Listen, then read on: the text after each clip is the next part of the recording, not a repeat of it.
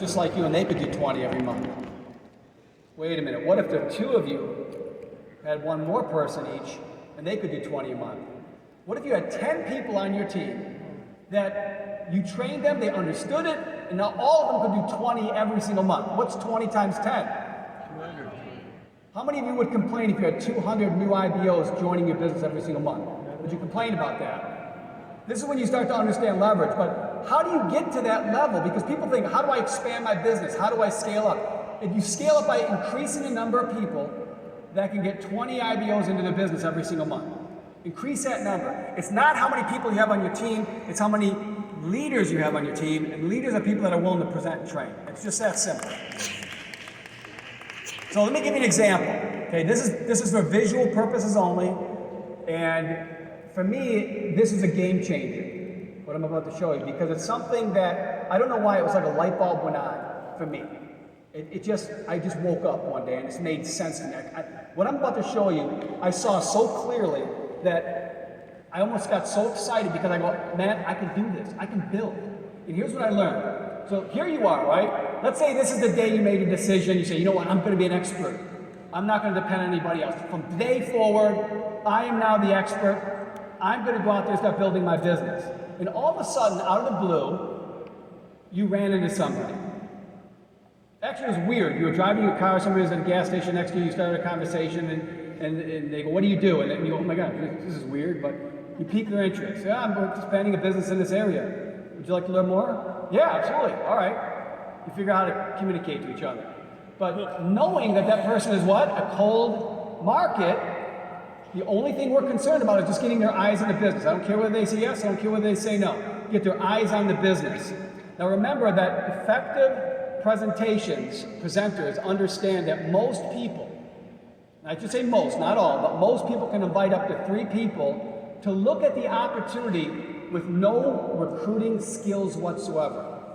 How many of you have ever showed the business to somebody and within 24 hours somebody put you in front of 1 person or 2 people, but you never actually told them how to recruit? Do you know why most people can put up to 3 people in front of you? It's because every one of us have close contacts that we could just look at them and we could say everything wrong, do everything wrong, but they'll still show up. Like I forget, my very first network marketing company I ever went to, the guy I mentioned earlier, he actually said, he goes, listen, we got a training this weekend, don't talk to anybody till you come to training because I want you to be effective. I go, no problem.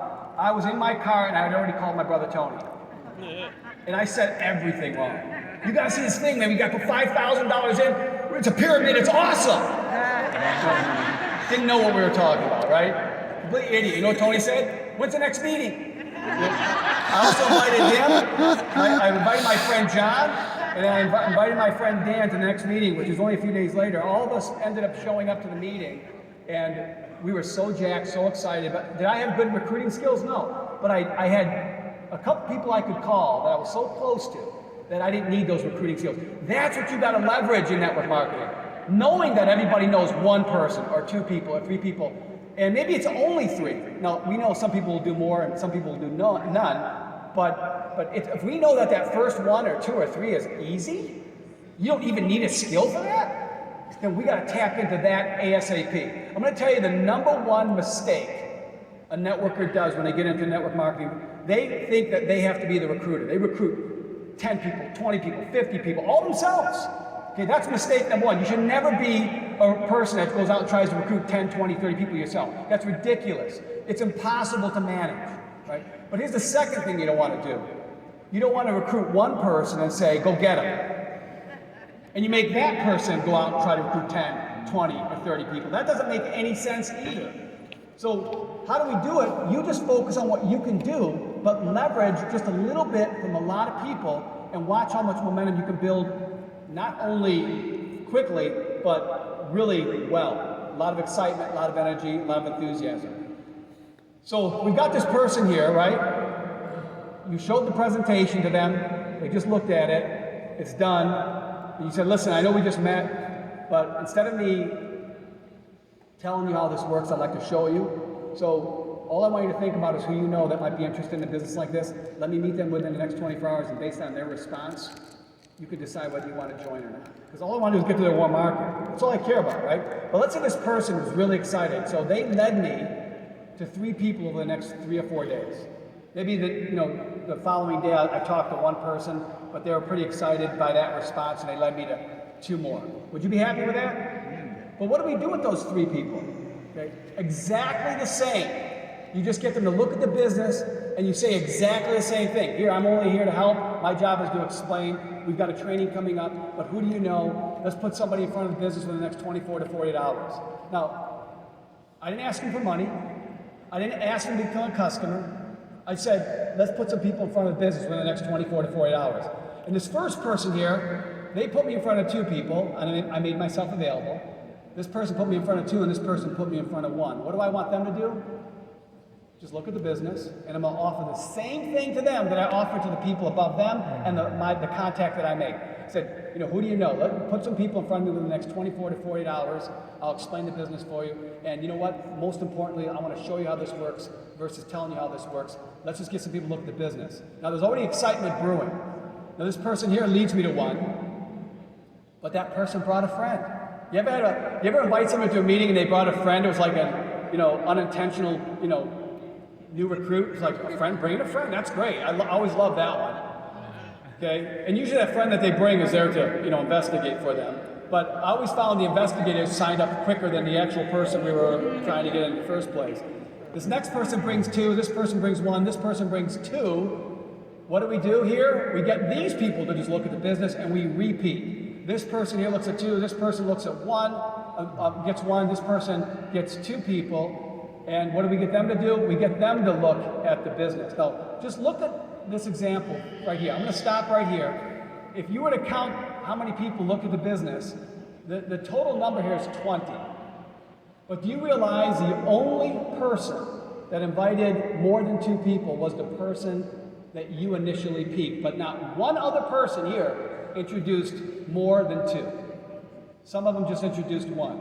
But now, how many people do you have on your team? I'm saying on your team, but how many people do you have looking at the business? You have 20 people.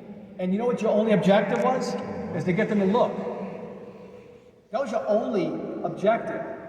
But the reason why this works and people will start signing up like crazy is fear of loss is normal, it's automatic.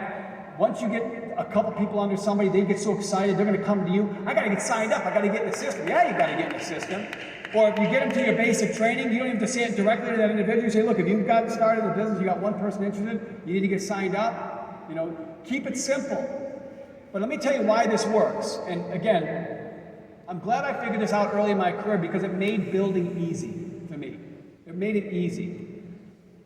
But here's the difference. When you're creating momentum, you have to understand that leaders define momentum a little bit different than a new IBO.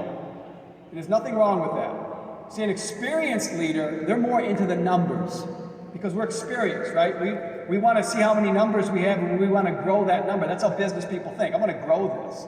If I had only 5 people join my business this month, well, I better have more than 5 join next month because now it's me plus 5. It's not just me alone now. And if I go into next month with only 5, I failed. Okay, because I didn't do any better than I did the first month, but I had 5 more people helping me. So professional leaders say, I'm going to grow this thing. And you can grow to a certain size yourself, but then you start duplicating other presenters and trainers, and that's how you scale it up. But a brand new IBO, because they're inexperienced, they don't understand the model yet, they actually define momentum. And you're not going to walk up to someone and say, hey, I know you're a brand new IBO, how do you define momentum? You don't say that. But how they imagine it, how they define it in their mind is just by the number of people looking at the business. And I'll give you one more example of that. I told you about the upline that Tony and I had. We did our first PBR. We had 30 people look at the business. He did a few one-on-ones and 3-way meetings over a few days prior to that. You know what? After that PBR was done, with all those exposures, we only had 1 person sign up on the evening of our PBR. Only 1. Now, it was a very expensive business model at the time, but we had 1 person sign up. But you know how Tony and I felt? We were talking. We were talking that whole week, the next week, we were saying, do you believe how big this is getting? How big this is getting? Big. We signed up 1 person. But we were not experienced enough to look at the number. We were getting excited about the energy that was being created. anyone in this room, if you've ever experienced massive momentum in one of your organizations, it's just because this happened accidentally or organically, naturally, but you didn't have the intention to have it happen. But all of a sudden, you get this one leg that explodes, and it's exactly because somebody brought somebody, and next thing you know, the thing got caught fire and just took right off. So, and I find there's a lot of people that experience momentum, but they don't know how they got the momentum, and that's why they can't recreate the momentum. You've got to be the kind of person that says, I can create this momentum anywhere, any place, anytime by understanding this basic stuff. So if I know that a brand new person just gets excited by people looking at the business, then that's what I'm going to focus on. Because all those eyes are going to turn into signups, and all those signups are going to turn into qualification. All those qualifications are going to turn into people earning positions. But it's my job not to get hung up on one person, but focus on driving and creating that momentum. That's my job. That's what a leader does. And I'm going to be the greatest tool and the greatest asset for that organization because they need somebody to present for them. They need somebody to do the basic training for them. And if you can put yourself in that position, you will dominate and have massive control in this industry. But people say, okay, what do? After you get your business going and after you sort, okay, your job is to promote the ACN system.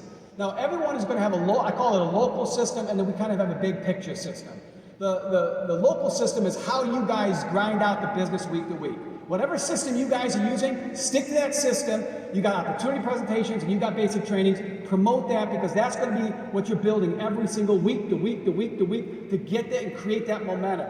But when we talk about the ACN system, people think it's something that we do.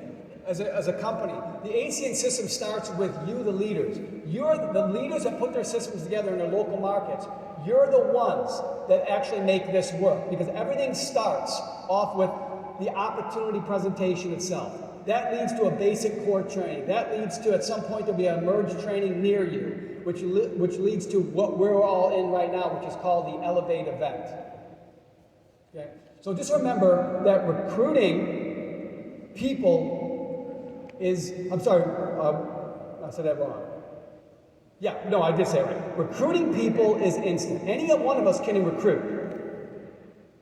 But enrolling people into this vision, enrolling people into the long term, that's a process. And that process can only be accomplished by having people be in the business over time, attending all of these events, which lead right up to the one you're sitting in right now. This is the final chapter for you mentally. Now, from this point, where you go, the limitations or how big you are is based on what you do. But you can't walk out here and say, I don't believe this is real. You can't do that now. We've taken that away from you. Now you know. Now what you do with it is going to be up to you. But how many of you in this room would have loved to have 100 more people in this room just on your team? How many of you would love to have 1,000 people in this room just on your team? I know you would because it makes common sense. So we know that another Elevate event is coming. You got to put that on your calendar, and no matter what you do in your local market, whether there's even a leadership meeting or maybe a regional, whatever, everything is to the next big event. That's everyone's got to go. That's the attitude you got to have, and you got to tell people you've got to be there. Remember, leaders make things happen. Okay? And everyone else just sits back and waits for things to happen. Thank you guys very much.